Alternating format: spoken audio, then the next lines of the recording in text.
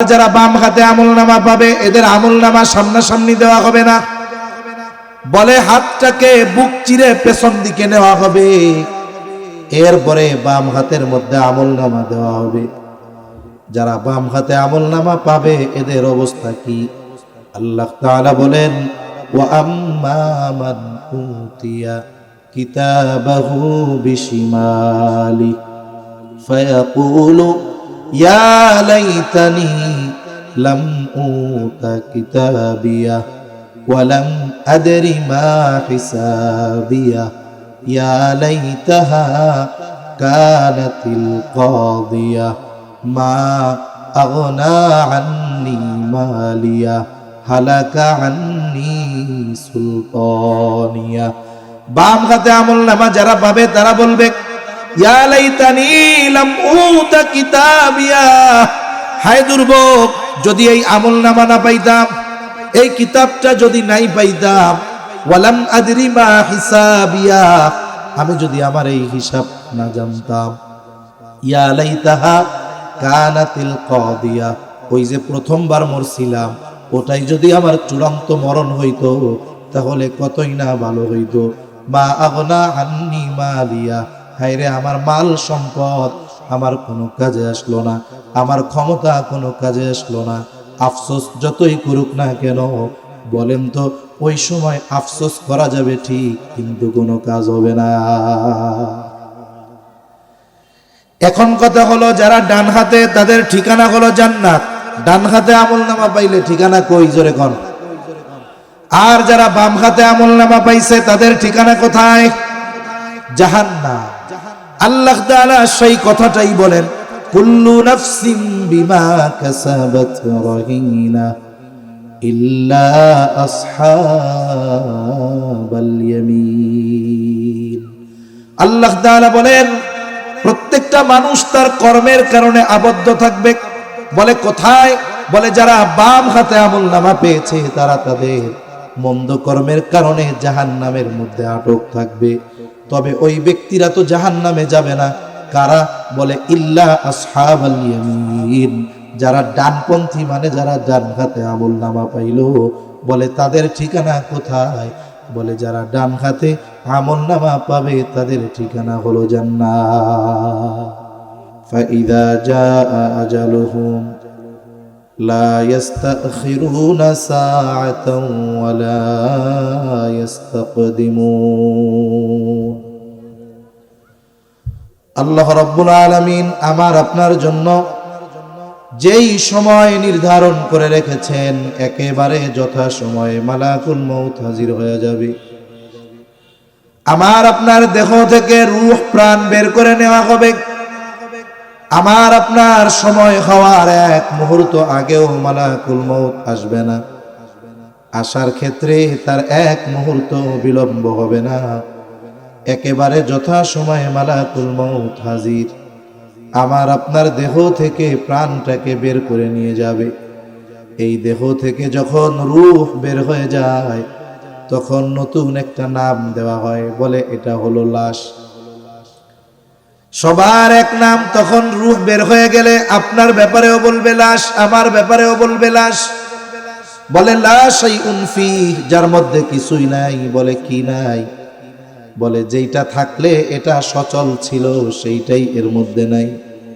এই জন্য যখন আপনি আমি জীবিত ছিলাম, ঢাকা থেকে যখন বাড়ির উদ্দেশ্যে রওনা হইতাম, মানুষজন বন্ধু বান্ধব বাড়িতে আইসা বারবার জিজ্ঞাসা করত, আব্দুর রহিম কত দূর আসছে, আব্দুল করিম কত দূর আসছে। আবার আমি আপনি যদি ঢাকায় মারা যাই, যখন আমার লাশটা বাড়ির দিকে রওনা হবে তখন আমার বাড়িতে গিয়ে বলবে না আব্দুর রহিম কত দূর আসলো, আব্দুল করিম কত দূর আসলো, তখন আমার আপনার ব্যাপারে একই কথা বলবে, লাশ কত দূর আসছে, কত দূর পৌঁছাইছে। ঠিক কিনা বলেন? তার মানে বোঝা গেল মূলত এই দেহটার কোনো দাম নাই, মূল দাম হলো রূহের। রূহ যদি বের হয়ে যায় এই দেহটার আর কোনো দাম থাকে না। হায়রে, মনে করেন আপনি মাহফিলে আসছেন, গভীর রাতে বাড়িতে ফিরবেন, আপনার সন্তান, আপনার স্ত্রী আপনার জন্য বিছানা তৈরি করে রাখছে, আবহাওয়া ঠান্ডা, অন্য দিনের চাইতে আজকে একটু ঠান্ডা বেশি। বলে কম্বলটা বাইর কর, ল্যাপটা বাইর কর, সুন্দর মতো ঝেড়ে পুষে বিছানা রেডি রাখ। তোর আব্বা আসলে যেন আইসাই বিছানায় শুয়ে পড়তে পারে, কষ্ট যেন না হয়। আল্লাহ না করুন যদি এমন কোনো ব্যক্তির ক্ষেত্রে বিষয়টা এমন হয়, এইখানে সে ইন্তেকাল করলো, যাওয়ার সময় সে মারা গেল, বলেন তো ওই স্ত্রী ওই কন্যা এই কথা বলবে নাকি যে আমার বাবার লাইগা এত কষ্ট করে বিছানাটা প্রস্তুত করে রাখছিলাম, আজকে আমার বাবার লাশটা গোটা রাত এই বিছানার মধ্যে থাক, কম্বল গায়ে দিয়ে রাইখা দিই, রাখবে? মসজিদ থেকে খাটিয়াটা আনবে, লাশটা হয়তো বাড়ির উঠানে নিয়ে যাবে, বলে সবাই চিন্তা করবে আগামী দিন অনেক ব্যস্ততা, এখন আমরা সবাই একটু ঘুমাই, লাশটা বাইরে রাইখা দাও। এটাই জীবন, এটাই বাস্তবতা। অথচ দেহের সব আছে, শুধু রূহ না থাকার কারণে এই দেহটার কোনো দাম নাই, দেহটার কোনো আর মূল্য নাই। এই জন্য যখন কোনো মানুষ মারা যায়, আমাদের অঞ্চল সহ গোটা বাংলাদেশে এক ধরনের ঘোষণা হয়, মাইকের মধ্যে বলে অমুক এলাকার অমুক আজ বিকাল 5 ঘটিকায় ইন্তেকাল করেছে, আগামী দিন সকাল 10টায় অমুক স্কুল মাঠে তার জানাজা অনুষ্ঠিত হবে। ধর্মপ্রাণ সকল মুসলমানদেরকে মরহুমের রূহের মাগফিরাত কামনায় জানাজায় শরীক হওয়ার জন্য অনুরোধ করা গেল। এই রকম প্রচার আমাদের দেশে প্রায় সব জায়গায় কম বেশি হয়। এই প্রচার করার মধ্যে একটা কথা বলে, আরবি শব্দ বলে ইন্তেকাল, বলে অমুক ইন্তেকাল করেছে, অমুক ইন্তেকাল করেছে। ইন্তেকাল শব্দটি হলো আরবি শব্দ, বলে ইন্তেকাল শব্দের অর্থ হলো স্থানান্তরিত হওয়া। ইন্তেকালের মাধ্যমে কেউ চূড়ান্তভাবে নিঃশেষ হয়ে যায় না, বলে শুধুমাত্র স্থান পরিবর্তন হয়। রূহ এটা অবিনশ্বর, এর কোনো ধ্বংস নাই। কারণ কি? বলে রূহ হইল আল্লাহ তাআলার নির্দেশ, আল্লাহ তাআলা যেমন চিরন্তন, আল্লাহর নির্দেশ তেমন চিরন্তন। এই জন্য রূহ ধ্বংস হয়ে যায় না, রূহ শুধু পর্যায়ক্রমে স্থান পরিবর্তন করতে থাকে।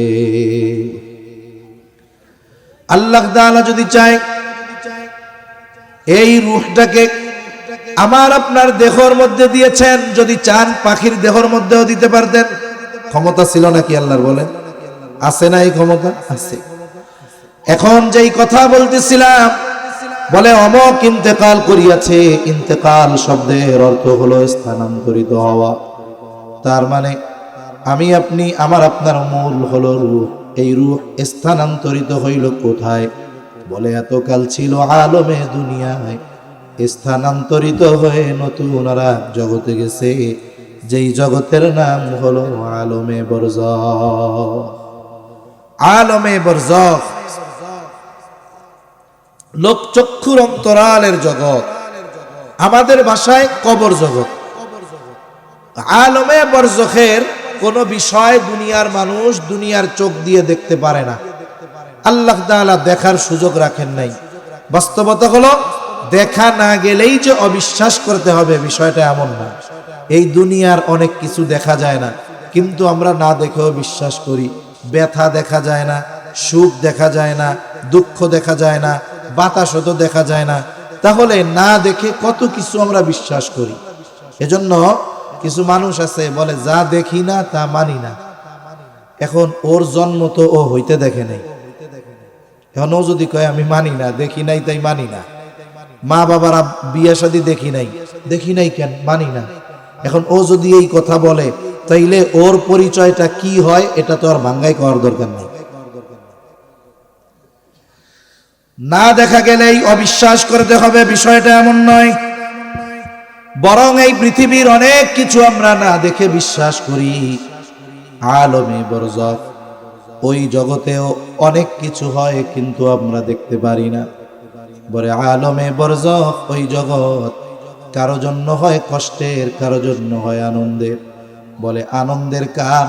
বলে দুনিয়ায় যে আল্লাহর হুকুম আহকাম মেনে চলেছে ওই মানুষগুলার জন্য আলমে বরজখ শান্তির জায়গা হয়ে যায়।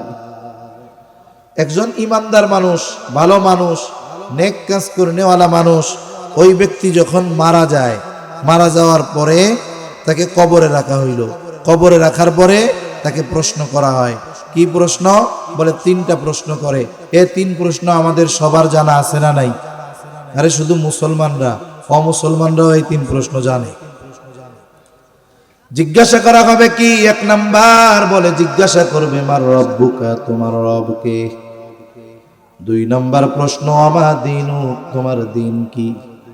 3 নাম্বার প্রশ্ন নবীজিকে দেখা জিজ্ঞাসা করা হবে মা হাদার রাজুলুল্লাযী বুইসা ফীকুম, এই ব্যক্তিকে যাকে তোমাদের কাছে প্রেরণ করা হয়েছিল। আর এক বর্ণনায় আসছে জিজ্ঞাসা করা হবে ওমান নাবিয়ুক, তোমার নবীকে। বলে এই 3 প্রশ্ন, এই 3 প্রশ্নের জবাব আমাদের সবার জানা আছে, কিন্তু বাস্তবতা হলো দুনিয়ার পরীক্ষার হলের প্রশ্ন আর কবরের প্রশ্নের মধ্যে তফাৎ হইল এইটা। দুনিয়ায় যদি লেখাপড়া করা হয়, হলের মধ্যে প্রশ্ন আসলে জবাব দেওয়া যায়, কিন্তু কবরের প্রশ্ন মুখস্থ করলে, লেখাপড়া করলে, নকল নিয়ে গেলে জবাব দেওয়া যাবে না। কারণ কবরের প্রশ্নের সম্পর্ক লেখাপড়া মুখস্থ করার সাথে নয়, বরং কবরের প্রশ্নের জবাবের সম্পর্ক হলো আমলের সাথে। বলে তোমার রবকে, প্রশ্নের জবাব তো হইল আল্লাহ। বলে কবরের মধ্যে এই প্রশ্নের জবাব আমার রব আল্লাহ। কে দিতে পারবে? বলে যেই ব্যক্তি দুনিয়ায় আল্লাহ তাআলার হুকুম আহকাম মেনে চলেছে, আল্লাহর আদেশ নিষেধ মেনে চলেছে, ওই ব্যক্তি কবরে জবাব দিতে পারবে আমার রব আল্লাহ। আর যে ব্যক্তি দুনিয়ায় আল্লাহর হুকুম আহকাম মানে নাই, বলে ওই ব্যক্তি যতই মুখস্থ করুক না কেন, কবরে যখন প্রশ্ন করা হবে সে জবাব দিতে পারবে না। দ্বিতীয় প্রশ্ন হলো আমা দীনুক, তোমার দিন কি। তার মানে দুনিয়ার জীবন তুমি কোন দর্শনের আলোকে চালিয়েছো, কোন মতাদর্শের উপরে পরিচালিত করেছো? বলেন তো আমাদের দ্বীনের নাম কি? দ্বীন অর্থ হইল জীবন ব্যবস্থা। জীবন ব্যবস্থা কি? বলে তোমার ব্যক্তিগত জীবন, সামাজিক জীবন, রাজনৈতিক জীবন, অর্থনৈতিক জীবন, পারিবারিক জীবন। বলেন তো কিভাবে পরিচালিত করতে হবে? এই সমস্ত কিছু ইসলামের মধ্যে আছে না নাই? এই জন্য আল্লাহ তাআলা বলেন ইন্নাদ দীনা ইনদাল্লাহিল ইসলাম, আমাদের জীবন ব্যবস্থা হলো ইসলাম। আল্লাহ তাআলার ফয়সালা এটাই, সিদ্ধান্ত এইটাই। আল্লাহর নিকটে মনোনীত জীবন ব্যবস্থার নাম হলো ইসলাম। এখন আমি আপনি যদি আমার ব্যক্তিগত জীবন ইসলামের আলোকে চালাই, পারিবারিক জীবন ইসলামের আলোকে পরিচালিত করি, রাজনীতি, সমাজনীতি, অর্থনীতি, পৌরনীতি আমি যদি ইসলামের আলোকে পরিচালনা করি, আমার মুখস্থ করা লাগবে না। কবরে যখন প্রশ্ন করবে ওমা দীনুক, সাথে সাথে ওই ব্যক্তি জবাব দিয়া দিবে আমার দিন হলো ইসলাম। আমার জীবন ব্যবস্থার নাম কি? জবাব দিতে পারবে কে? মুখস্থ যে করছে সে? ইসলামের উপরে যে জীবন পরিচালিত করেছে সে জবাব দিতে পারবে যে আমার দিন হলো ইসলাম। 3 নাম্বার প্রশ্ন হবে ওমান নাবিয়ুক, অথবা নবীকে দেখিয়ে বলা হবে মা হাদার রাজুলুল্লাযী বুইসা ফীকুম, এই ব্যক্তিকে যাকে তোমাদের কাছে প্রেরণ করা হয়েছিল। বলে আমরা সবাই জানি তিনি মুহাম্মাদুর রাসূলুল্লাহ সাল্লাল্লাহু আলাইহি ওয়াসাল্লাম। তবে জবাব সবাই দিতে পারবে না। জবাব কে দিতে পারবে? বলে যে নবীজির আদর্শের আলোকে জীবন চালিয়েছে ওই ব্যক্তি জবাব দিতে পারবে। ইনি হলেন আমাদের নবী মুহাম্মাদুর রাসূলুল্লাহ। তাহলে কবরের প্রশ্নের জবাবের সম্পর্ক আমলের সাথে। কিসের সাথে বলেন? মানে কর্মের সাথে। এই প্রশ্নের আলোকে যারা দুনিয়ায় কর্ম করবে শুধুমাত্র কেবলমাত্র তারাই এই প্রশ্নগুলোর জবাব দিতে পারবে। ভাই আওয়াজটা বাড়ান তো। এই অপারেটর সাহেব ঘুমাই গেছে নাকি? এখনই ঘুমাই গেছে। এই অপারেটর ভাই, বাইসে আছে? আচ্ছা আচ্ছা, সাউন্ডটা বাড়াও যেন দূরের থেকে একটু টানে। হ্যাঁ, তাহলে কষ্ট হয় কথা কইতে। ঠিক আছে, এমনি সুন্দর আছে মাশাআল্লাহ। ঠিক আছে, যে ডাকা ডাকতেছি মাইকে, ভয় পেয়ে গেছি যে কাম সারা নেই। তাহলে কবরের প্রশ্নের জবাবের সম্পর্ক আমলের সাথে, কিসের সাথে জোরে বলেন? এখন যেই ব্যক্তি এই 3 প্রশ্নের আলোকে দুনিয়ায় আমল করছে, ও যদি নাও কোনোদিন জানে যে এই 3 প্রশ্ন কবরে করা হবে, নাও যদি জানে, কবরে যাওয়ার পরে যদি তারে প্রশ্ন করা হয়, ওর কি জবাব দিতে কোনো সমস্যা আছে? জবাব দিয়া দিল, বলে পরীক্ষায় পাস। আল্লাহ তাআলার পক্ষ থেকে বলা হবে সাদাকা আবদি, সাদাকা আবদি, ফাফরিশুহু মিনাল জান্নাহ ওয়ালবিসুহু মিনাল জান্নাহ ওয়াফতাহু লাহু বাবান ইলাল জান্নাহ। আল্লাহ তাআলার পক্ষ থেকে ঘোষণা আসবে, আমার এই বান্দা সত্য বলেছে, তাকে জান্নাতের পোশাক এনে পরায় দাও, জান্নাতের বিছানা তার কবরের মধ্যে বিছায় দাও, জান্নাতের সাথে তার দরজা, কবরের সাথে একটা দরজা খুলে দাও। হাদিসের মধ্যে আরো আসতে তারে বলা হবে নাম কারাও কানাও মাতিল আরুস, বলা হবে ঘুমাইতে থাকো যেমন করে নতুন দুলা ঘুমায়, আরামে ঘুমাইতে থাকবে, তার কবরটা একটা জান্নাতের বাগান হয়ে যাবে। ও মনে করবে এটাই মনে হয় জান্নাত।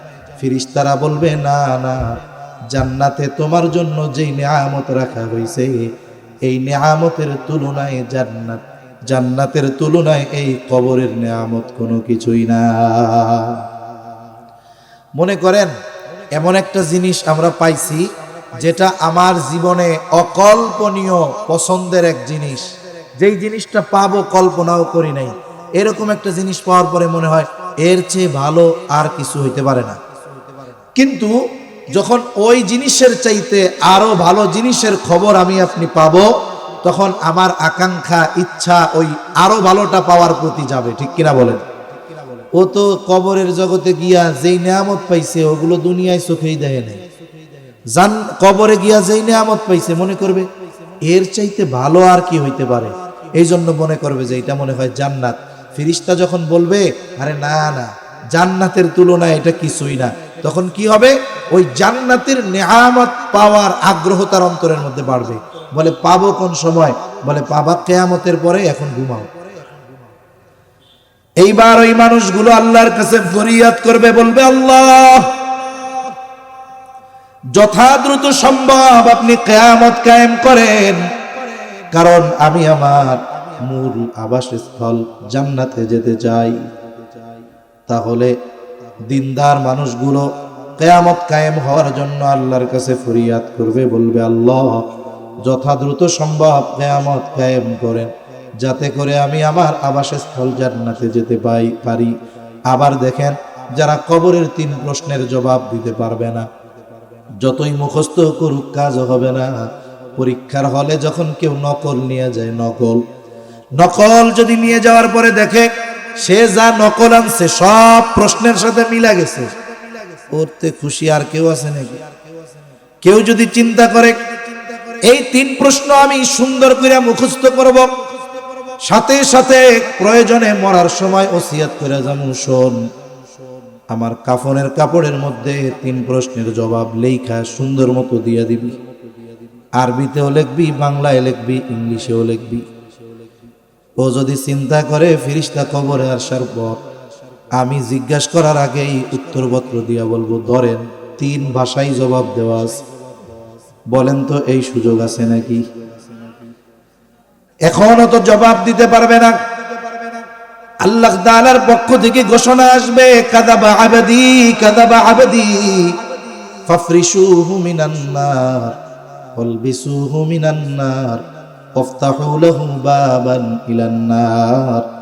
বান্দা মিথ্যা বলতেছে, মিথ্যা বলতেছে, তাকে জাহান্নাম থেকে আগুনের পোশাক এনে পরায় দাও, কবরের মধ্যে আগুনের বিছানা বিছায় দাও, আর তার কবরের সাথে জাহান্নামের সাথে দরজা খুলে দাও।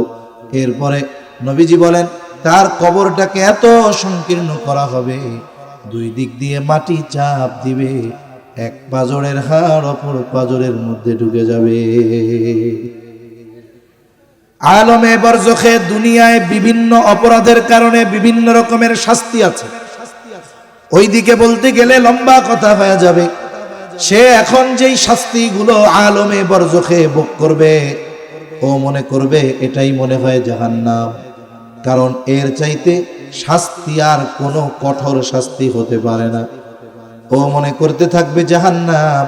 ফেরেশতারা তখন আইসা তাকে বলবে, না না না, জাহান্নামের শাস্তির তুলনায় এটা কোনো কিছুই না, এর চাইতে কল্পনাতীত ভয়াবহ শাস্তি তোমার জন্য অপেক্ষা করতেছে। কিয়ামতের পর তোমাকে জাহান্নামে দেওয়ার মাধ্যমে সেই শাস্তির স্বাদ তোমাকে আস্বাদন করানো হবে। এইবার ওই শাস্তির খবর ফেরেশতাদের মুখে শুনে ওই ব্যক্তি এত ভীত সন্ত্রস্ত হয়ে যাবে, আল্লাহর কাছে ফরিয়াদ করতে থাকবে, আল্লাহ কিয়ামত যেন কখনোই কায়েম না হয়। তাহলে যারা আলমে বরজখে শান্তিতে, ওরা মনে করবে এটা জান্নাত, যারা কষ্টে ওরা মনে করবে জাহান্নাম। এই আলমে বরজখে আমাদের সকলকে থাকতে হবে। বলে কতকাল? দীর্ঘকাল, তবে অনন্তকাল নয়। তাফসীরের মধ্যে আসছে সর্বশেষ যেই ব্যক্তি এই দুনিয়া থেকে বিদায় নিবে, সেই ব্যক্তিও কমপক্ষে 40,000 বছর, কমপক্ষে কত হাজার বছর? 40,000 বছর আলমে বরজখে থাকবে। এটা সর্বশেষ। আমাদের কত বছর থাকা লাগবে এর কোনো হিসাব নাই। একটা সময় এই দুনিয়া থেকে আল্লাহ তাআলা মানব বসতির ইতি ঘটাবেন। এই পৃথিবী থেকে মানব সভ্যতার ইতি ঘটবে আল্লাহ তাআলার নির্দেশে, সিংহায় ফুৎকার দেওয়ার মাধ্যমে। আল্লাহ তাআলা কোরআনুল কারীমের মধ্যে বলেন, ওয়ানুফিখা ফিস-সূরি ফাসা'iqa মান ফিস-সামাওয়াতি ওয়া মান ফিল আরদ ইল্লা মান শাআল্লাহ সুম্মা নুফিখা ফীহি উখরা ফাইযা হুম কিয়ামুন ইয়ানজুরুন। আল্লাহ রাব্বুল আলামিন জানায় দেন, প্রথমবার যখন সিংহায় ফুৎকার দেওয়া হবে, প্রথমবার সিংহায় ফুৎকারের আওয়াজে ফাসা'iকা মান ফিস সামাওয়াতি ওয়া মান ফিল আরদ, আসমান এবং জমিনের মাঝে যত প্রাণী আছে, যত প্রাণ আছে, ওই আওয়াজে প্রথমে তারা অজ্ঞান হয়ে যাবে। তাফসীরের মধ্যে আসছে এরপরে সবার মৃত্যু ঘটবে। কাদের? বলে আল্লাহ তাআলা যেগুলো চান, যাদের চান তারা ছাড়া আসমান জমিনের মাঝে যত প্রাণী আছে, যত প্রাণ আছে, যত মানুষ আছে, সবাই মৃত্যুবরণ করবে। মৃত্যুবরণ করার পর ওই দেহটা কবরস্থ করা হোক আর হিংস্র প্রাণী খেয়ে ফেলুক, দেহর থেকে যখন রূহ আলাদা হয়ে যায় তখন ওই রূহ আলমে বরজখের বাসিন্দা হয়ে যায়। এইবার সর্বশেষ ব্যক্তিও আলমে বরজখের বাসিন্দা হয়ে যাবে। আল্লাহ তাআলা এরপরে বলেন, সুম্মা নুফিখা ফীহি উখরা ফাইযা হুম কিয়ামুন ইয়ানজুরুন। এরপর আবার সিংহায় ফুৎকার দেওয়া হবে। সুম্মা, অতঃপর। বলে এই অতঃপর, এরপর, এর মধ্যে কাইটা যাবে কমপক্ষে কত হাজার বছর? 40,000 বছর। কত হাজার বছর? 40,000 বছর। আল্লাহ তাআলার নির্দেশে আবার সিংহায় ফুৎকার দেওয়া হবে। সুম্মা নুফিখা ফীহি উখরা ফাইযা হুম কিয়ামুন ইয়ানজুরুন। দ্বিতীয়বার সিংহায় ফুৎকার দেবার পর প্রত্যেকের অবস্থান স্থল থেকে উঠে যাবে, দাঁড়িয়ে যাবে, ডানে বামে তাকায় দেখতে থাকবে কি হচ্ছে এইগুলা। আল্লাহ তাআলা আরেক জায়গায় বলেন, ওয়ানুফিখা ফিস-সূরি ফাইযা হুম মিনাল আজদাসি ইলা রাব্বিহিম ইয়ানসিলুন। আল্লাহ রাব্বুল আলামিন বলেন, এখানে দ্বিতীয়বার সিংহায় ফুৎকার উদ্দেশ্য। আল্লাহ তাআলা বলেন, দ্বিতীয়বার সিংহায় ফুৎকার দেওয়ার পর প্রত্যেকের অবস্থান স্থল থেকে উঠে যাবে। ইলা রাব্বিহিম ইয়ানসিলুন, প্রত্যেকেই তার রবের দিকে ছুটতে থাকবে। আল্লাহ তাআলা এক ব্যবস্থাপনা করে দিবেন, তারা ছুটতে থাকবে। বলে হাসরের ময়দানে সবাই উঠলো। এখন ওই দিবসটার এক নাম হলো ইয়াউমুল হাসর। বলে কেন? বলে পৃথিবীর শুরু থেকে নিয়ে শেষ পর্যন্ত সব মানুষকে ওই দিন একত্রিত করা হবে, জমা করা হবে। বলে ওই দিবসের আর এক নাম হলো ইয়াউমুল জাযা। কেন? বলে ওই দিন মানুষকে তার দুনিয়ার কর্মের পূর্ণ প্রতিদান দিবেন কে?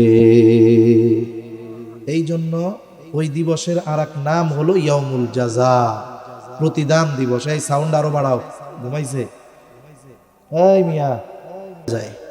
মনে করেন আকাশ পুরো পরিষ্কার, কোথাও কোনো মেঘ নাই, একেবারে ভর দুপুর, সূর্য একেবারে প্রখর তাপ দিচ্ছে, আলোকময় উজ্জ্বলময় এলাকা। বৈশাখ মাসে বেশি হয়, অনেক সময় 5 মিনিটের মধ্যে গোটা আকাশের চেহারা পরিবর্তন।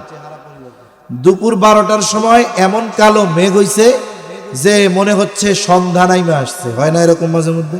তখন খেয়াল করে দেখবেন যে এই রোদ যখন ছিল মনের অবস্থা একরকম, মুহূর্তের ভিতরে যখন কালবৈশাখী ঝড়ের আগমনের আভাস, তখন একটা ভয়, একটা চিন্তা কাজ করে, কি না কি হয়ে যায়। তাহলে আবহাওয়ার সাথে সাথে, পরিবেশের সাথে সাথে, অবস্থার সাথে সাথে মানুষের মনের অবস্থারও পরিবর্তন হয়।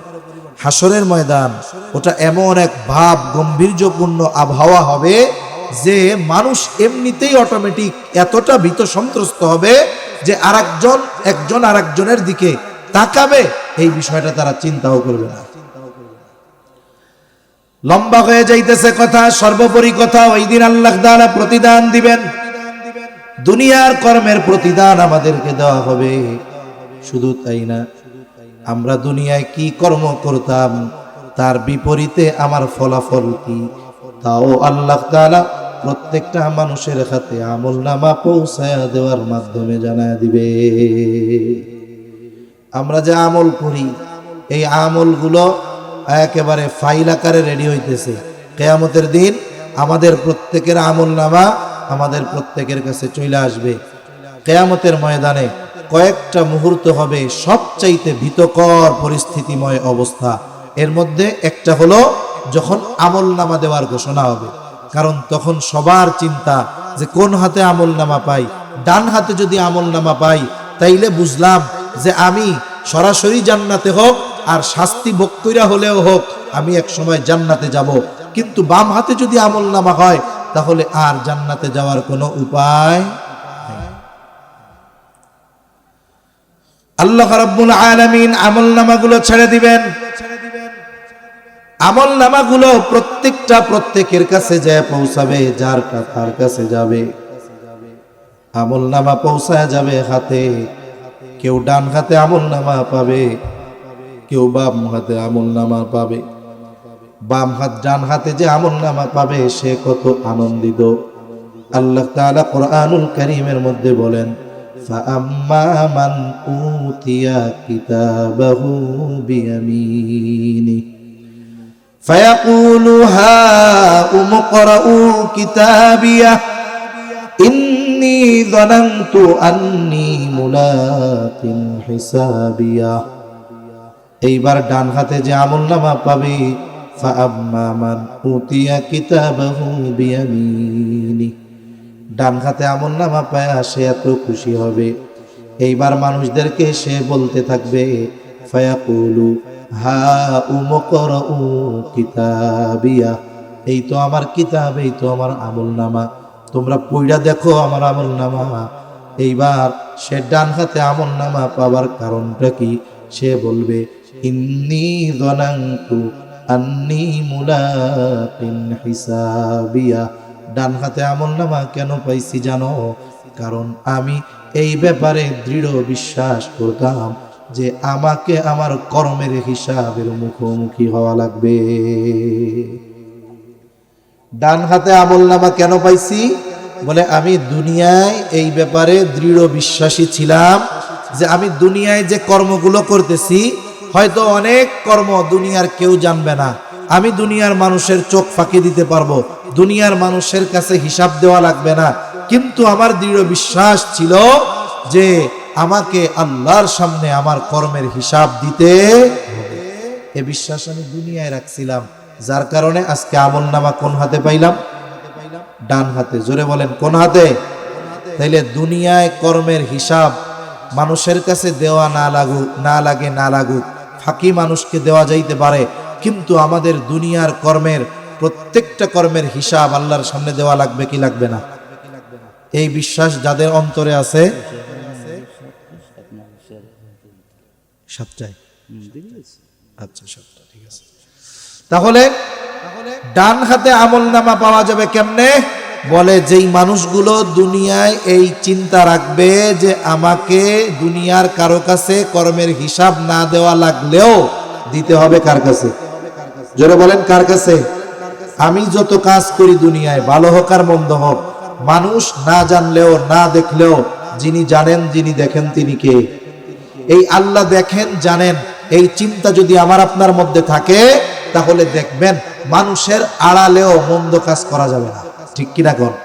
কারণ মানুষ মন্দ কাজ কোন সময় করে না? মানুষ দেখে ফেলাইবো এই ভয়ে করে না, সিসি ক্যামেরায় রেকর্ড হবে এই ভয়ে করে না। বলে আল্লাহর দেখাকে যদি সে ভয় করে তাহলে একা থাকলেও সে অন্যায় কাজে জড়াবে। আবার যারা বাম হাতে আমলনামা পাবে এদের আমলনামা সামনাসামনি দেওয়া হবে না, বলে হাতটাকে বুক চিরে পেছন দিকে নেওয়া হবে, এরপরে বাম হাতের মধ্যে আমলনামা দেওয়া হবে। যারা বাম হাতে আমলনামা পাবে এদের অবস্থা কি? আল্লাহ তাআলা বলেন, ওয়া আম্মা মান উতিয়া কিতাবাহু বিশিমালি ফায়াকুলু ইয়া লাইতানি লাম উতা কিতাবিয়া ওয়া লাম আদরি মা হিসাবিয়া ইয়া লাইতাহা কানাতিল কাদিয়া মা আগনা আন্নি মালিয়া হালাকা আন্নি সুলতানিয়া। বাম হাতে আমলনামা যারা পাবে তারা বলবে, ইয়া লাইতানি লাম উতা কিতাবিয়া, হায় দুর্ভোগ, যদি এই আমলনামা না পাইতাম, এই কিতাবটা যদি নাই পাইতাম, ওয়ালাম আদরি মা হিসাবিয়া, আমি যদি আমার এই হিসাব না জানতাম, ইয়া লাইতাহা কানাতিল কাদিয়া, ওই যে প্রথমবার মরছিলাম ওটাই যদি আমার চূড়ান্ত মরণ হইতো তাহলে কতই না ভালো হইতো। মা আগনা আন্নি মালিয়া, হায়রে আমার মাল সম্পদ আমার কোনো কাজে আসলো না, আমার ক্ষমতা কোনো কাজে আসলো না, আফসোস যতই করুক না কেন, বলেন তো ওই সময় আফসোস করা যাবে ঠিক, কিন্তু কোনো কাজ হবে না। এখন কথা হলো যারা ডান হাতে তাদের ঠিকানা হলো জান্নাত, ডান হাতে আমলনামা পাইলে ঠিকানা কই? জোরে কোন? আর যারা বাম হাতে আমলনামা পাইছে তাদের ঠিকানা কোথায়? জাহান্নাম। আল্লাহ তাআলা সেই কথাটাই বলেন, কুল্লু নাফসিন বিমা কাসাবাত রাহিনা ইল্লা আসহাবাল ইয়ামিন। আল্লাহ তাআলা বলেন প্রত্যেকটা মানুষ তার কর্মের কারণে আবদ্ধ থাকবে। বলে কোথায়? বলে যারা বাম হাতে আমলনামা পেয়েছে তারা তাদের মন্দ কর্মের কারণে জাহান্নামের মধ্যে আটক থাকবে। তবে ওই ব্যক্তিরা তো জাহান্নামে যাবে না। কারা? বলে ইল্লা আসহাবাল ইয়ামিন, যারা ডানপন্থী, মানে যারা ডান হাতে আমলনামা পাইলো।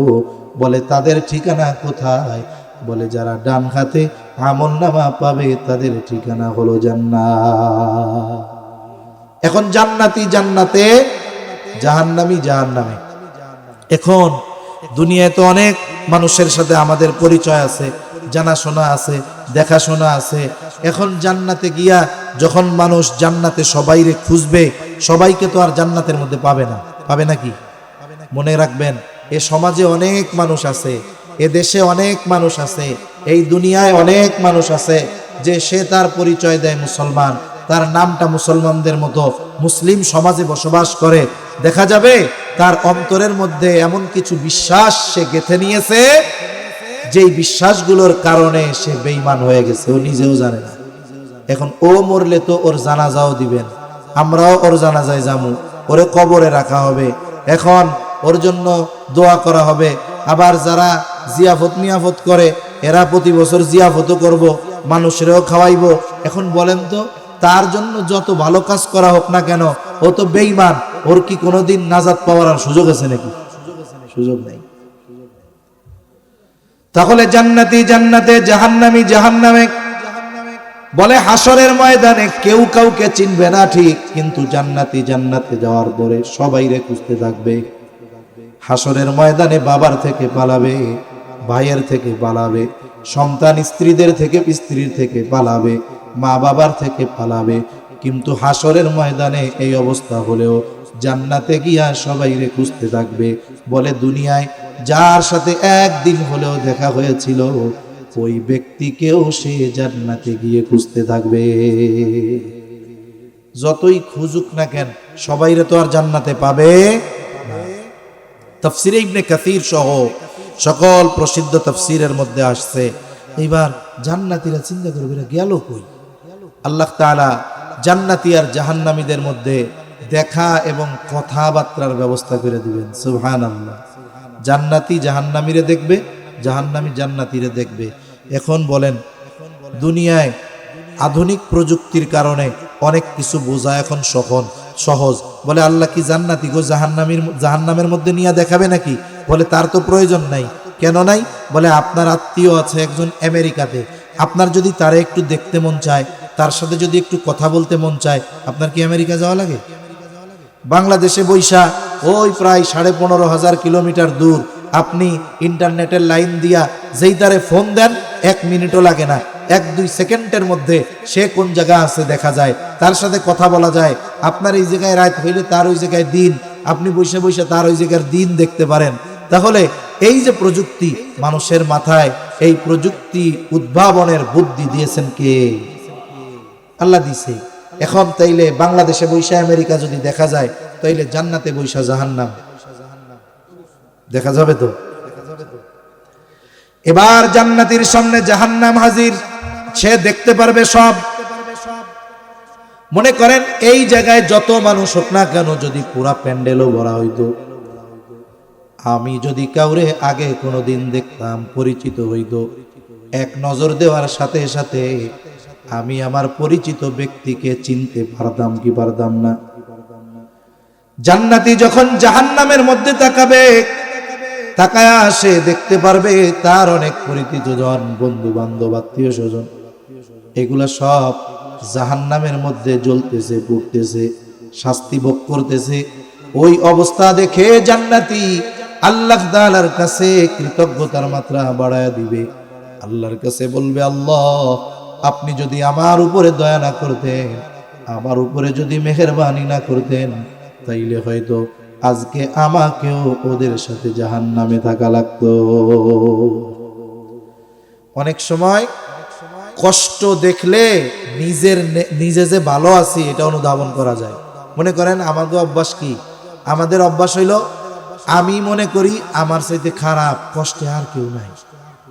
কিন্তু আপনি যায় যখন দেখবেন, আপনার তো একতলা বিল্ডিং আছে, আপনি যায় যখন ঢাকা শহরে দেখবেন শীতের মধ্যে ফুটপাতে একজন শুয়ে রয়েছে, তার গায়ে কম্বল খেতা কিচ্ছু নাই, লুঙ্গি যেইটা পরা ওইটাই গায়ে, ওই দৃশ্য দেখলে তখন কি মনে হবে? আল্লাহ আপনি আমার জান্নাতে রাখছেন। ঠিক কিনা বলেন? এজন্য অনেক সময় মানুষ অন্যের কষ্ট দেখে নিজে যে ভালো আছে, আরামে আছে বুঝতে পারে। অন্যের কষ্ট দেখে সে তখন কৃতজ্ঞতা প্রকাশ করে, আলহামদুলিল্লাহ আল্লাহ ওর সে আমার কত ভালো রাখছে। যখন দেখবে ওই শাস্তি, ওইটা দেখা আল্লাহর কাছে বলবে, আল্লাহ আপনি যদি দয়া না করতেন আমারও হয়তো ওই জায়গায় থাকা লাগতো। এবার জাহান্নামীরা জান্নাতীদেরকে দেখতে পাবে, জাহান্নামী জান্নাতের দিকে তাকায় দেখবে তার কত পরিচিত জন, বন্ধু বান্ধব, আত্মীয় স্বজন জান্নাতের নাজ নেয়ামত ভোগ করতেছে। আর একই সাথে থাকার পরেও, চলার পরেও ওই ব্যক্তি কঠিন শাস্তির মধ্যে আছে, কষ্টে আছে। এটা দেখবার পর তার অন্তরের মধ্যে এই যে চিন্তা, আফসোস আসবে, আহারে দুনিয়ায় যদি ওদের কথা শুই না ঈমান আনতাম, আমি যদি দ্বীনের উপরে চলতাম, ওই খারাপ মানুষের সঙ্গগুলো যদি ত্যাগ করতাম, আমি সব কিছু বাদ দিয়া যদি নামাজি হয়ে যাইতাম, ভালো বন্ধুগুলার সাথে যদি চলতাম, আহারে আজকে আমিও হয়তো ওর সাথে জান্নাতের মধ্যে অবস্থান করতে পারতাম। আফসোসের কারণে মানুষের কষ্ট হয়, জানেননি? আফসোসের কারণে মানুষের কষ্ট বাড়ে। যাই হোক, ওই কথা আবার কইতে গেলে অনেক সময় লাগবে। এখন আফসোসের কারণে তাদের কষ্টের মাত্রা বেশি অনুভব হবে।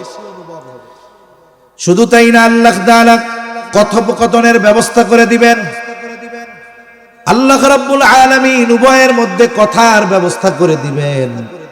জান্নাতীরা পরস্পর পরস্পর আলোচনা করবে, কিরে এই লোকগুলো জাহান্নামে গেল কেন? আল্লাহ তাআলা এবার তাদের সাথে কথার ব্যবস্থা করে দিবে। আল্লাহ তাআলা বলেন, ফি জান্নাতিন ইয়াতাসাআলুনা আনিল মুজরিমিন মা সালাকাকুম ফি সাকার। জান্নাতীরা এবার জাহান্নামীদের প্রশ্ন করবে, মা সালাকাকুম ফি সাকার, কোন কারণে তোমরা সাকারের অধিবাসী হইলা, কেন তোমরা জাহান্নামী হইলা? প্রশ্ন কারা করবে? বলে প্রশ্ন জান্নাতীরা জাহান্নামীদের করবে। এখন বলতে পারেন, হুজুর আমরা এখনো আছি দুনিয়ায়, হাসর হইল না, কি কইরা আল্লাহ জান্নাতি আর জাহান্নামীদের কথাবার্তার খবর জানায়া দিল? মনে রাখতে হবে, আমাদের কাছে সময়টা হলো 3 ভাগে বিভক্ত। বলে কিছু সময় অতীতকাল, কিছু বর্তমান, আর কিছু ভবিষ্যৎ। কিন্তু আল্লাহ তাআলা হলেন সময়ের স্রষ্টা, ওনার কাছে অতীত আর ভবিষ্যৎ কোনো কিছু নাই। আল্লাহ তাআলার কাছে সব কিছুই বর্তমান। বলে আমার কাছে যেইটা হবে ওইটা আল্লাহর কাছে হইয়া রইছে। উনি সময়ের স্রষ্টা। অনেক সময় অবস্থানের কারণেও অনেকের কাছে সময় আকপিস হয়। কেমনে আমি বলি, মনে করেন আপনার রোডের পাশে বাড়ি, একটা বাড়ি, আপনার বাড়িটা হলো 20 তলা, আপনি থাকেন 20 তলায় একেবারে উপরে রোডের পাশে। বলেন তো ওই 20 তলায় যদি থাকে 1 কিলোমিটার দূরে যেই গাড়িটা আসতেছে দেখা যাবে কি যাবে না? যাবে। তার মানে আপনি 1 কিলোমিটার আগে যেই গাড়িটা দেখছেন, আপনার নিচের তলার লোক ওইটা আপনার আরো 3 মিনিট পরে দেখবে। অবস্থানের কারণে কি হইল? আপনি ওর কাছে যেটা ভবিষ্যৎ ছিল আপনার কাছে সেটা বর্তমান হয়ে গেছে। কথা কি বুঝতে পারছেন নাকি? দুনিয়ায় অবস্থানের কারণে এটা হয়ে যায়। আর আল্লাহ সুবহানাহু ওয়া তাআলা তো সময়ের স্রষ্টা। এজন্য যেগুলো আমাদের কাছে ঘটবে, কি ঘটবে এগুলো যিনি জানেন তিনি কে? কিন্তু বান্দার প্রতি দয়ার কারণে আগের থেকে আল্লাহ সতর্ক করে দিয়েছেন, যেরকম এরকম তো হবে, তোমরা আগের থেকে সতর্ক হও। এবার জাহান্নামীদের জিজ্ঞাসা করবে, তোমরা জাহান্নামে আসলে কেন? তাফসীরের মধ্যে আসছে, এই কর্মগুলো যদিও কাফেরদের ব্যাপারে আয়াতগুলো নাজিল হয়েছে, কিন্তু অনেক ঈমানদার আছে তারাও এই পাপগুলোর সাথে জড়িত। বলে 1 নাম্বার কি বলবে জাহান্নামী হইলা কেন? তারা বলবে ক্বালু লাম নাকু মিনাল মুসাল্লিন। 1 নাম্বার কারণ, কাফের যদি হয় তাহলে তারা বলবে যে আমরা ইমানদারদের মতো ঈমান না আনি নাই, সাথে সাথে তাদের সাথে নামাজেও যাই নাই। এর দ্বারা বুঝাবে যে আমরা ঈমান আনছিলাম না, নামাজি ছিলাম না। বিষয়টা হলো কাফের হোক আর ইমানদার হোক, যদি নামাজ ছাড়ে তার জন্য শাস্তি আছে না নাই? জোরে বলেন আছে না নাই? তাহলে জাহান্নামীরা জাহান্নামে যাওয়ার 1 নাম্বার কারণ বলবে এই আয়াতগুলোর আলোকে, লাম নাকু মিনাল মুসাল্লিন, আমরা জাহান্নামী হওয়ার 1 নাম্বার কারণ আমরা মুসল্লি ছিলাম না। বলে মুসল্লি কারে কয়? ঢাকা শহরের মসজিদগুলা আমরা দেখি, আমার মসজিদ 6 তলা, জুমার দিন 6 তলা ভরে। বলে সামনে লম্বা রাস্তা, এই রাস্তার মধ্যে যেই পরিমাণ মানুষ, ওই রকম 6 তলা আরো 2টা মসজিদ প্রয়োজন হবে। ঢাকার প্রত্যেকটা মসজিদের একই অবস্থা। বলে জুমার নামাজে মহল্লার মসজিদ ভরপুর হয়ে আরো 2 মসজিদের মানুষ রাস্তায় নামাজ পড়ে, তার মানে বোঝা গেল ওই মহল্লায় এত মানুষ নামাজি আছে। কিন্তু আফসোস, ওই জুমার দিন আসরের নামাজের সময় ওই 6 তলা 7 তলা মসজিদের বড়া তো বহুদূর, নিচের 6 কাতারও বড়ে না। ঠিক কিনা গো? তার মানে সপ্তাহে 1 দিন নামাজি সে প্রকৃত মুসল্লি নয়। বলে আসল মুসল্লিকে বলে শত ব্যস্ততার পরেও যারা নামাজ ছাড়ে না, যত ব্যস্ততা থাক না কেন নামাজ থেকে ফিরে থাকে না। আরে আসল মুসল্লি যারা, তাদের অন্তরের সাথে মসজিদের সাথে একটা সম্পর্ক থাকে। যখনই নামাজের সময় হয়ে যায়, যেখানেই থাকুক না কেন অন্তরে আর সহ্য হয় না, দৌড় দিয়া মসজিদে চলে যায়। এই গুণ যার মধ্যে আছে, মসজিদের সাথে অন্তরের সাথে সম্পৃক্ত, এর জন্য আরো লাভ। এই খাঁটি মুসল্লি কিয়ামতের দিন আরশের ছায়া ছাড়া কোথাও কোনো ছায়া থাকবে না। নবীজি বলেন 7 শ্রেণীর মানুষ তো স্থান পাবে, এর মধ্যে এক শ্রেণীর মানুষ হলো রাজুলুম কলবুহু মুআল্লাকুম ফিল মাসাজিদ, বলে যেই মানুষটার অন্তর মসজিদের সাথে লাগোয়া ছিল, সে সব সময় মসজিদে থাকতো তা না। বলে অন্তর মসজিদের সাথে লাগোয়া থাকতো মানে যে নামাজের সময় হয়েছে সে আর থাকে না, মসজিদের মধ্যে ঢুকে যায়। তাহলে বোঝা গেল যেই ব্যক্তির সাথে মসজিদের সাথে সম্পৃক্ততা আরশের ছায়ায় স্থান পাবে, আর এই ব্যক্তি যে আসল মুসল্লি এ ব্যাপারে কোনো সন্দেহ। এখন আসেন, মানুষ যে মুসল্লি হয় না মানে 5 ওয়াক্ত নামাজ পড়ে না, এর তো কিছু কারণ আছে। কারণ আছে না কিছু? কারণগুলোর মধ্যে অন্যতম একটা কারণ হইল মানুষ রুজি রোজগার করতে গিয়া নামাজ পড়ার টাইম পায় না। কৃষক কৃষিকাজ করতে গিয়া নামাজ পড়ার টাইম পায় না। ভ্যানওয়ালা অটোওয়ালা রিক্সাওয়ালা ভ্যান চালাইতে গিয়া অটো চালাইতে গিয়া নামাজ পড়ার টাইম পায় না। বলে দোকানদার দোকানদারি করতে গিয়া নামাজ পড়ার টাইম পায় না। এই যে মানুষ চাকরি করে, দোকানদারি করে, ব্যবসা করে, ভ্যান চালায়, রিক্সা চালায়, শখের ঠেলায় না। বলে কেন চালায়? বলে রিজিকের জন্য চালায়। ঠিক কিনা বলেন? রুজি রোজগারের জন্যই তো করে, মানে রিজিক অন্বেষণের জন্য সে পরিশ্রম করে। এখন রুজি অর্জন করতে গিয়া বা রিজিক অর্জন করতে গিয়ে পরিশ্রম যে করে, এই রিজিকের মালিক কে বলেন তো? জোরে বলেন না কে? আচ্ছা, রিজিকের মালিক আল্লাহ, কোনো সন্দেহ নাই। এখন রিজিকের মালিক যদি রিজিক পাওয়ার কোনো পদ্ধতি কইয়া দেয়, ওই পদ্ধতি বাদ দিয়া আমরা যদি শুধু পরিশ্রমের মাধ্যমে রিজিক তালাশ করি, হয়তো পরিশ্রমের কারণে আল্লাহ দিতে পারে, কিন্তু বরকত ওর মধ্যে থাকবে। রিজিকের মালিক রাজ্জাক, আমরা যদি তার কথা মতো চলি, আশা করা যায় তিনি আমাদেরকে বরকতময় রিজিক দান করবে। আরে ভাই, নামাজ পড়লে যে শুধু আখিরাতে জাহান্নাম থেকে বাঁচা যায় তা না। আল্লাহ তাআলা কি বলেন একটু শুনেন। আল্লাহ তাআলা বলেন, ওয়া'মুর আহলাকা বিস-সালাতি ওয়াসতাবির আলাইহা লা নাসআলুকা রিজকা নাহনু নারযুকুকা ওয়াল আকিবাতু লিত-তাকওয়া। আল্লাহ তাআলা আদেশ দিচ্ছেন, ওয়া'মুর আহলাকা বিস-সালাতি ওয়াসতাবির আলাইহা। আল্লাহ তাআলা বলেন, তুমি তোমার অধীনস্থদেরকে নামাজের আদেশ দাও। ওয়াসতাবির আলাইহা, আরে তুমিও তার উপরে অটল থাকো।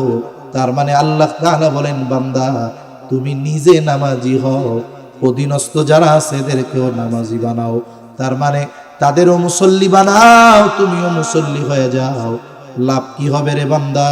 আল্লাহ তাআলা বলেন, লা নাসআলুকা রিজকা, আমি আল্লাহ তোমার কাছে তো রিজিক চাই না। তুমি মুসল্লি, ঘরের মানুষগুলো মুসল্লি, বান্দা শুইনা নাও। নাহনু নারযুকুকা, তোমরা মুসল্লি হওয়ার কারণে আমি আল্লাহ তোমারে রিজিক দিয়া দিব। আল্লাহ বলে নামাজি হ, রিজিক দিমু। আর রিকশাওয়ালা প্যাডেল মারে আর কয় রিজিক কামামু। ও কামাইতে পারে ঠিক, কিন্তু বরকত হবে না, আর কিস্তি জীবনেও শোধ হবে না।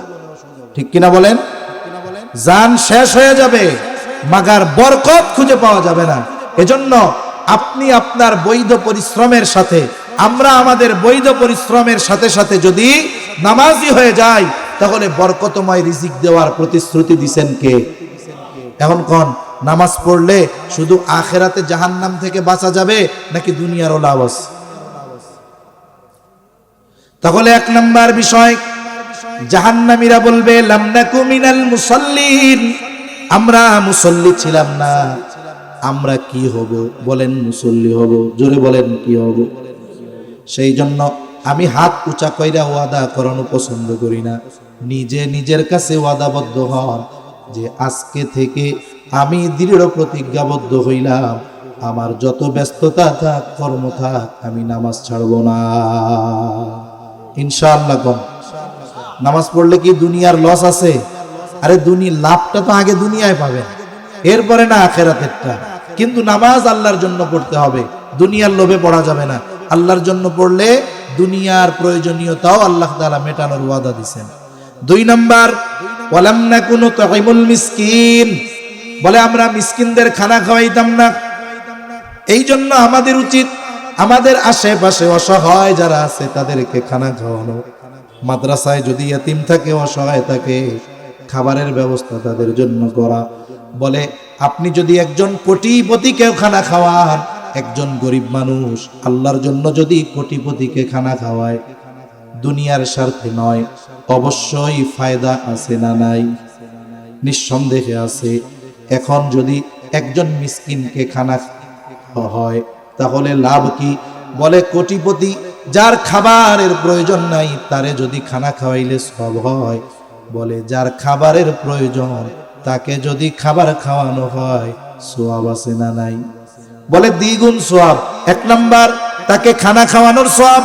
2 নাম্বার বলে খানাটা তার প্রয়োজন ছিল, প্রয়োজন মেটানোর সওয়াব। নবীজি এক হাদিসের মধ্যে বলেন, এক মুসলমান যদি অপর মুসলমানের কোনো প্রয়োজন মিটায়া দেয়, আল্লাহ তাআলা দুনিয়া আখিরাতে তার প্রয়োজন মিটায়া দিবে। এই জন্য আমরা বিশেষ করে অসহায় দরিদ্র আমাদের পাড়া প্রতিবেশী যদি অভাবগ্রস্ত থাকে, আমরা তাদেরকে আল্লাহর জন্য খানা খাওয়াবো কোন ইনশাআল্লাহ।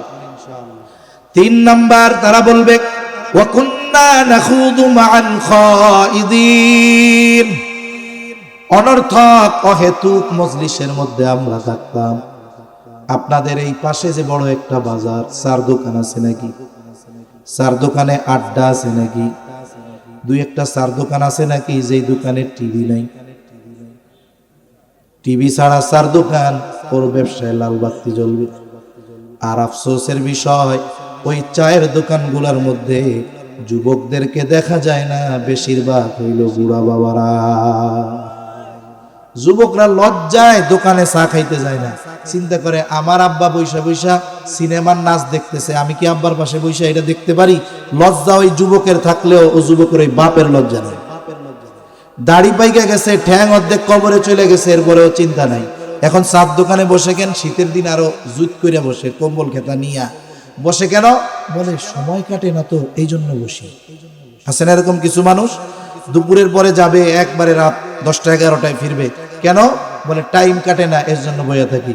এখন ওনারে যদি কেউ যায় কয় যে চাচা এক কাম করেন, আপনার এত সময়, তাইলে এই যে সামনে ওলামা ইকরামের তত্ত্বাবধানে ইজতেমা হবে 31 জানুয়ারি, 1-2 ফেব্রুয়ারি, ওই জায়গার থেকে আপনি 3 চিল্লা সময় লাগাই দেন। তখন উনি বলবো, ধুর, আমার যে ব্যস্ততা, প্রধানমন্ত্রী কি ডাক্তার ইউনূসেরও এত ব্যস্ততা নাই। তখন ওনার ব্যস্ততা বেড়ে যায়। 10 ঘন্টা 4 দোকানে বৈশা থাকে, 2 ঘন্টা সারাদিনে মসজিদে সময় দিতে পারে না। আছে না নাই? সারা জীবন কর্ম করছে, কোরআন শরীফটা শিখতে পারে নাই। এখন পোলাপান 3টা শহরে চাকরি করে, বাজারে যায় চা খাবে আর ফুটানি দেখাবে। কেন? এই ফুটানি না দেখাইয়া মসজিদে বৈশা কোরআনটা শেখা যায় না ইমামের কাছ থেকে? এই যে সময় এখন হেলায় ফেলায় কাটায় দেওয়া হচ্ছে। বলে মরার পরে মানুষ সবচাইতে বেশি আফসোস করবে এই সময়ের জন্য, হায়াতের জন্য। আল্লাহ তাআলা বলেন, ফায়াকুলা রাব্বি লাউলা আখরতানি ইলা আজালিন করিব। 7:15 নামাজ হবে, 7টা বাজতেছে, আমি আর 2-3 মিনিট সময় নিব, এরপরে আজান। তাহলে মানুষ মরার পরে কথা বলবে, কিন্তু আমরা শুনি না। কি কয় তখন? আল্লাহর কাছে তারা বলে, ও আমার রব, লাউলা আখরতানি ইলা আজালিন করিব, যদি আমার একটু সামান্য সময়ের জন্য অবকাশ দেওয়া হইতো, আবার যদি একটু দুনিয়ায় যাওয়ার সুযোগ দিতেন, ফাআসাদদাকা ওয়া আকুম মিনাস সালিহিন, আমারে যে সম্পদ দিছিলেন ওইগুলা থেকে দান সাদকা করতাম, আর সৎ কর্ম করতাম, নেক আমল করতাম, আমি সৎ কর্মশীলদের অন্তর্ভুক্ত হয়ে যাইতাম। বলেন তো, মরার পরে যতই আবেগ নিয়া আল্লাহ তাআলার কাছে বলুক না কেন, একটু মুহূর্তের জন্য তাকে দুনিয়ায় আসতে দেওয়া হবে নাকি? এই সময় চাইয়া আফসোস করবে। আর সেই সময় এখন আমাদের আছে, কিন্তু চায়ের দোকানে, কেউ মোবাইলে, কেউ অহেতুক মজলিসে সময়টাকে ব্যয় করতেছি। আফসোস করব যখন সময়ের মূল্য বুঝবো, কিন্তু ওই সময় মূল্য বুঝবো, আফসোস করব, করার কিছু থাকবে না। এজন্য সময় থাকতে আমরা সময়ের মূল্যায়ন করে